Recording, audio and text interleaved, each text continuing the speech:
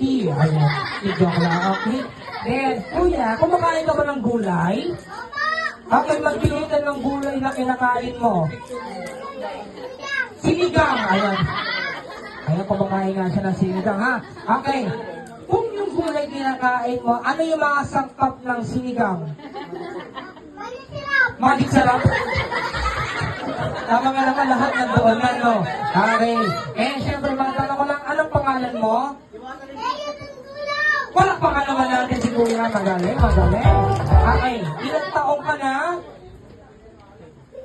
10. Ayan, 10 na ba to? Ilang taong na po siya? Ilang taong na? 3. Okay. Anong Tagalog ng 3? 4. Anong Tagalog ng 4? 5. Okay, nag-aaral ka na? Hindi pa. Pero ako na mag